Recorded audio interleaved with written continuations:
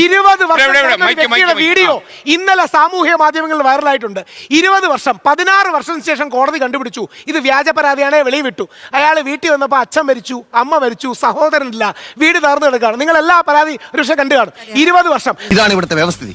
We are living in a very cruel society. നമ്മുടെ നാട്ടിലെ ഈ മൂന്നാർ എഞ്ചിനീയറിംഗ് കോളേജിലെ ഒരു സെക്കൻഡ് സാർ, അദ്ദേഹത്തോടല്ലേ ചോദ്യം. മൂന്നാർ എഞ്ചിനീയറിംഗ് കോളേജിലെ ഒരു പ്രൊഫസർ പെൺകുട്ടികളുടെ കോപ്പി അടി കണ്ടുപിടിച്ചു. അപ്പൊ ഈ 5 പെൺകുട്ടികളും കൂടെ എന്ത് ചെയ്തു? ഇയാൾ നിങ്ങളെ പീഡിപ്പിച്ചു എന്ന് പറഞ്ഞ് പരാതി കൊടുത്തു. 11 വർഷം അയാൾ നിയമപോരാട്ടം നടത്തി. 3 വർഷം ജയിലിൽ കിടന്നു. രാം തിവാരി എന്ന കേന്ദ്രീയ വിദ്യാലയത്തിലെ അധ്യാപകൻ 7 വർഷം പ്രഗ്നന്റ് ആക്കി അബോർട്ട് ചെയ്യിപ്പിച്ചു എന്ന് ജയിലിൽ കിടന്നു. കോടതി കണ്ടെത്തി പ്രഗ്നന്റും ആയില്ല, റേപ്പ് ചെയ്തിട്ടില്ല, അബോർട്ട് ചെയ്തിട്ടില്ല എന്ന്. ആ പെൺകുട്ടി മാർക്കിന്റെ കാര്യത്തിൽ തർക്കം തീർക്കാൻ വേണ്ടി പോക്സോ കൊണ്ട് കൊടുത്തതാണ്. 7 വർഷം ജയിലിൽ കിടന്നു. ഇതേപോലെ വ്യാജ പോക്സോ ഒക്കെ കിട്ടി നമ്മുടെ മക്കൾ 20 വർഷം ജയിലിൽ കിടക്കുമ്പോഴേ നമുക്ക് അതിന്റെ വേദന അറിയാം. ദീപക് മരിച്ചപ്പോൾ ഞങ്ങളടക്കം കുറച്ചുപേരല്ലാതെ ആരെങ്കിലും അനുശോചിച്ചു? 1 രൂപ ദീപകിന്റെ വീട്ടിൽ കൊടുക്കാൻ അവനും അച്ഛനും അമ്മയില്ലേ ആരെങ്കിലും പോയോ? ഞങ്ങൾ 3,17,000 രൂപ കൊണ്ട് കൊടുത്തു. ആരെങ്കിലും ദീപകിന്റെ വീട്ടിൽ പോയോ? ഏതെങ്കിലും രാഷ്ട്രീയക്കാർ പോയോ? ഏതെങ്കിലും ഫെമിനിസ്റ്റുകൾ പോയോ? പോകാൻ ആരുമില്ല. പുരുഷന് പറയാൻ ആരുമില്ല, പുരുഷന് ചോദിക്കാൻ ആരുമില്ല, പുരുഷന് പോകാനും. പരിഹാരമാണോ? ആണ്. നാളെ ഒരു ദീപക് ഉണ്ടാവാതിരിക്കാൻ, സുനീർ ഉണ്ടാവാതിരിക്കാനുള്ള പരിഹാരമാണ്. ദീപകിന് പകരം ഒരു ദീപ്തിയാണ് മരിച്ചെന്നിരിക്കട്ടെ. അല്ല സാർ, ദീപകിന് പകരം ഒരു ദീപ്തി മരിച്ചു എന്നിരിക്കട്ടെ. മാഡത്തിന് പോവാം, വനിതാ കമ്മീഷന് പോവാം, എല്ലാ നിയമസഹായം സപ്പോർട്ട് ചെയ്യാം. അതുപോലെ ദീപകിന് മറുപടി സ്ത്രീയും പുരുഷനൊക്കെ എല്ലാം വേണം. ഒരു കാര്യം കൂടിയുണ്ട്.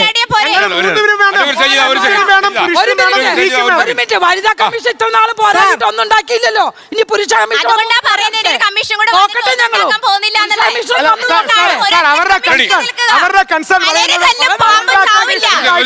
വനിതാ കമ്മീഷൻ ഉണ്ടായിട്ടും പീഡനം ഉണ്ടെന്നാണ്. ഈ മനുഷ്യാവകാശ കമ്മീഷൻ ഉണ്ടായിട്ടും പീഡനം ഉണ്ടല്ലോ, പോലീസ് ഉണ്ടായിട്ടും പീഡനം ഉണ്ടല്ലോ, കോടതി ഉണ്ടായിട്ടും പീഡനം ഉണ്ടല്ലോ. അതുകൊണ്ട് കോടതി സ്ത്രീയും പുരുഷനും ഈക്വൽ ആണെന്ന് നിങ്ങൾ പറയുന്നുണ്ട്. മാം പറഞ്ഞ പോലെ തന്നെ ഫെമിനിസം എന്ന് പറയുന്ന വേർഡ് മീൻ ചെയ്യുന്നത് ഇക്വാലിറ്റീനെ ആണെന്നും പറയുന്നുണ്ട്. അങ്ങനെയാണെങ്കിൽ വൈ നോട്ട്? എന്തുകൊണ്ട് പറ്റുന്നില്ല ഒരു പുരുഷ സംഘടന അല്ലെങ്കിൽ ഒരു പുരുഷ കമ്മീഷനെ അതിന് ഒരു ഇത് കൊടുക്കാൻ നിങ്ങൾക്ക് എന്തുകൊണ്ട് കഴിയുന്നില്ല?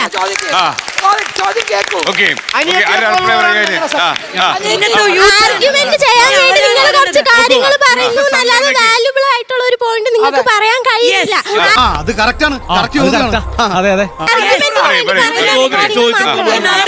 ഒരു പുരുഷ സംഘടനയ്ക്ക് ഇവിടെ അസോസിയേഷൻ രജിസ്ട്രേഷൻ എടുക്കാം, അതിന് ക്ലബ്ബുകളായിട്ട് പ്രവർത്തിക്കാം, അതിന് കൊച്ചി തിരുവിതാംകൂറിന്റെ ആക്ട് ഉണ്ട്, പഴയ ബ്രിട്ടീഷ് നിയമത്തിൽ നിന്ന് വന്നിട്ടുള്ള പുതിയ ആക്ടുകൾ ഉണ്ട്.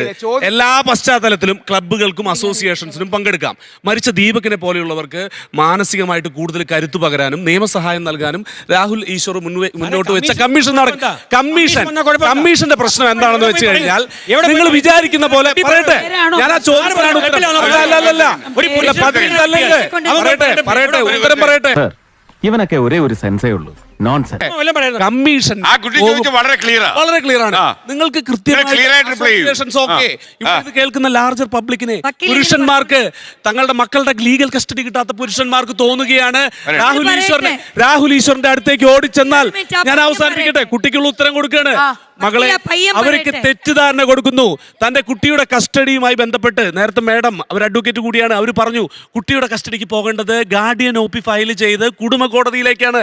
ശ്രീ രാഹുൽ ഈശ്വർ പറയുന്നത് കേട്ടാൽ നമ്മുടെ പുരുഷന്മാര് ഓടിച്ചെല്ലും. വക്കീല് കാറടച്ചു വെടിവെക്കുക. വക്കീല് പറയേണ്ടതെന്ന് അറിയോ? ആ കുട്ടിയുടെ ചോദ്യം സിമ്പിളാണ്. അതായത് ആ കുട്ടി വനിതാ കമ്മീഷൻ നിങ്ങൾ അക്സെപ്റ്റ് ചെയ്യുന്നെങ്കിൽ പുരുഷ കമ്മീഷൻ എന്തുകൊണ്ട് അക്സെപ്റ്റ് ചെയ്യുന്നില്ല? സിമ്പിൾ ചോദ്യം. ഉത്തരം പറ. ഞാൻ ആദ്യമേ പറഞ്ഞു കഴിഞ്ഞു, സ്ത്രീക്കും പുരുഷനും അതാണ് ജെൻസിയുടെ മനസ്സ്, ഒരേ പൊസിഷൻ അല്ല. ആ പർപ്പസ് ഒന്നുകൂടെ പറയാൻ പറ്റും? അതായത് വനിതാ കമ്മീഷൻ സ്ത്രീകൾക്ക് ജസ്റ്റിസ് ഫ്രണ്ട്ലി സ്പേസ് കൊടുക്കുന്നത് പോലെ പുരുഷന്മാർക്ക്, ദീപകിന്, സുനീറിന് ജസ്റ്റിസ് ഫ്രണ്ട്ലി ആയി വിളിക്കാനും കോണ്ടാക്ട് ചെയ്യാനും, അത് അതോറിറ്റിയോടെ കേൾക്കാനൊരു സ്ഥലം. എന്നെ വിളിക്കുകയാണെങ്കിൽ ഞാൻ സഹാനുഭൂതിയോടെ കേൾക്കും, കാരണം നമ്മൾ സാധാരണക്കാരാണ്.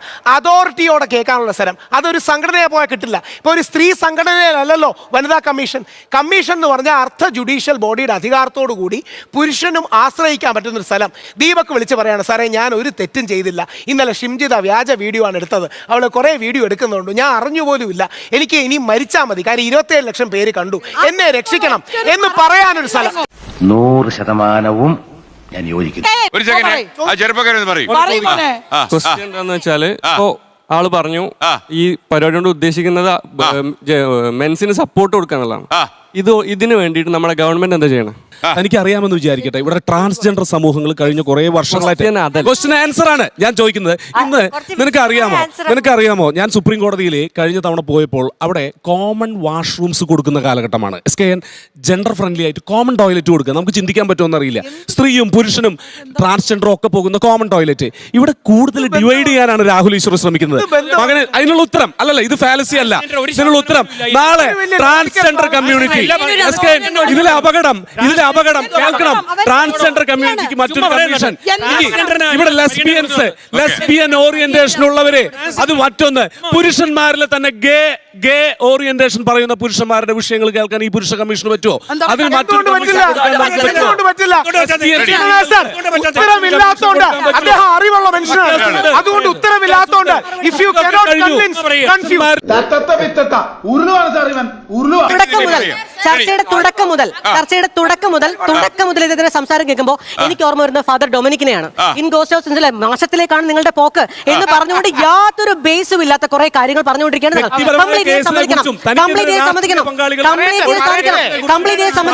ഇടയ്ക്ക്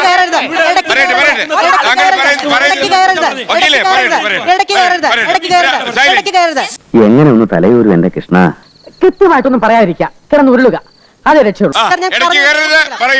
ഉണ്ണികൃഷ്ണൻ പോറ്റി 90 ദിവസത്തിനകത്ത് ദയവായി ഇടയ്ക്ക് കയറുന്നത്. ഉണ്ണികൃഷ്ണൻ പോറ്റി 90 ദിവസത്തിനകം ചാർജ് ഷീറ്റ് സമർപ്പിക്കാത്തതിന്റെ പേരിൽ കട്ടളപ്പാളി ശബരിമല കൊള്ളക്കേസിൽ ജാമ്യത്തിലിറങ്ങിയ സമയമാണിത്. അപ്പൊ ആ സാഹചര്യത്തിലാണ് ഒരു വനിതയായിട്ടുള്ള ഒരാളെയും കൊന്നിട്ടില്ലാത്ത എന്നോ ക്രിമേറ്റ് ചെയ്ത് കഴിഞ്ഞ ഒരു ബോഡി എടുത്തിട്ട് ഞാൻ കുറ്റം ചെയ്തിട്ടുണ്ട് എന്ന് പറഞ്ഞുകൊണ്ട് കേസിന്റെ ചാർജ് ഷീറ്റ് കോടതിയിൽ സമർപ്പിച്ച പോലീസാണ് ഇവിടെ. അതല്ല ഉദ്ദേശം. അപ്പൊ ഇവിടെ മെൻസ് കമ്മീഷനും പറഞ്ഞു വരട്ടെ, ഒന്ന് മിണ്ടാതിരിക്കും.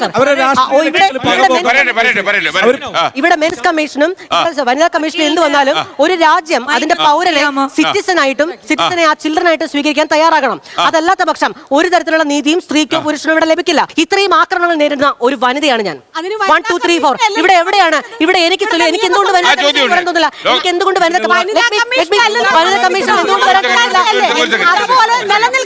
വനിതാ കമ്മീഷൻ മറുപടി വേണമെങ്കിൽ പ്ലീസ് സ്റ്റോപ്പ്. മറുപടി വേണമെങ്കിൽ മിണ്ടാതിരിക്കൂ.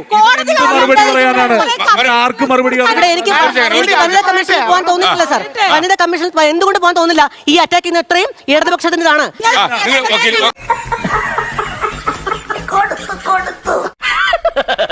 തൽക്കാലം ഇത്രയും മതി. വരട്ടെ.